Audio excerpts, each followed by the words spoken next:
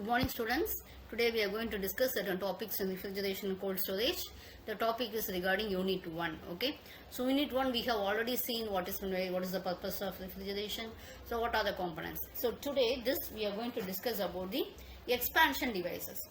So we know very well expansion device is one of the important component of your air refrigerating system. Okay, so what it does, that it divides the high pressure side of it divides the system into high pressure and also the low pressure side. Okay, so that is the main work of your expansion device. Okay, so what you go on for this is expansion devices. We'll see that how they are going to do. And the expansion device is doing the following functions. What are they? Number one is it reduces the high pressure liquid refrigerant to low pressure liquid refrigerant before it is being fed into the evaporator.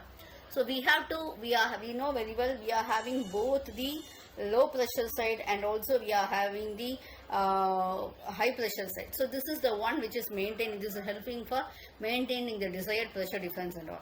So it will be controlling the flow of refrigerant according to the load on the evaporator. So these are the main models we are going for this side. Okay, so next one is what happens here is the types of metering devices. There are 6 main types of refrigeration devices that are being done.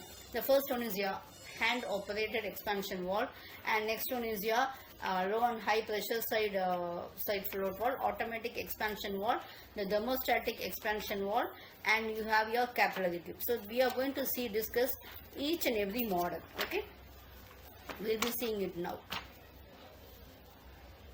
The first one is your hand operated expansion valve. You please see the diagram. You please see that we are having a hand wheel we are having, and also we are having actually this valve stump, packing net, packing needle valve, liquid refrigerator, everything else and all. As the name implies, this valve is operated manually, which is being normally adjusted by the operator. So we have to feed the required quantity of refrigerant into the system. So what we are doing is we have to control it manually. So this valve is being used in the cold storage, ice plants and warehouses. So where we are having almost a constant load. So this valve is not suitable for installation. So normally if you are having a constant load, you can do this. This is done manually. So you can't go for using these places where the load is varying and all. Okay, and the compressor runs intermittently. So this valve need to be adjusted by hand. So it is very difficult. So we cannot use it. This is difficult but we have it as one model.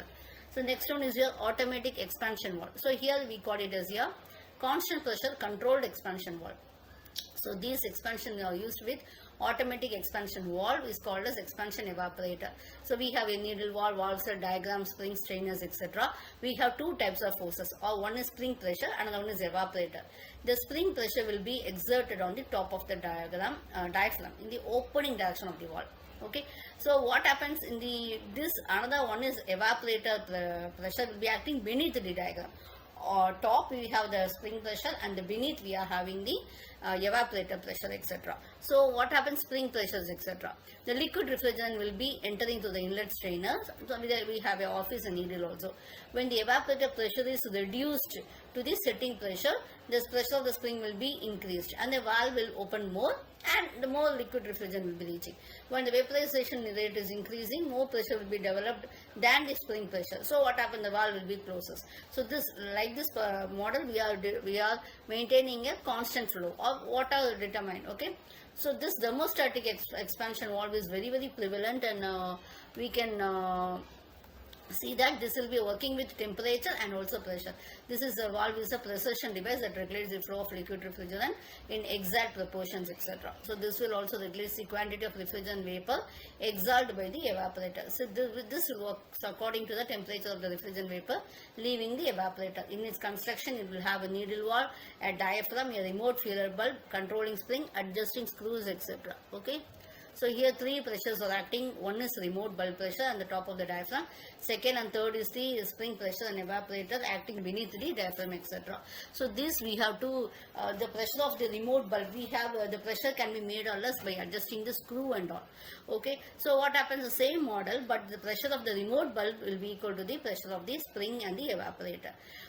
How we are going to do this is actually by the thermostatic, both the thermal temperature and also pressure. When compared with the normal model, here temperature is also involved. Okay, The capillary tube, okay, you can please see this capillary tube is actually an expansion device, just a small expansion device, and this is used in very small hermetic sealed refrigeration unit, and the diameter will be from 0.5 mm to 2.25 mm and 0.5 meter to 5 meter length and all, okay. So this will be installed in the liquid line between this condenser. So when this, due to the frictional resistance offered, the pressure will be dropping. So the frictional resistance will be directly proportional to the diameter. So normally we go for longer and longer length capillary tube and smaller inside diameter. Okay, thank you.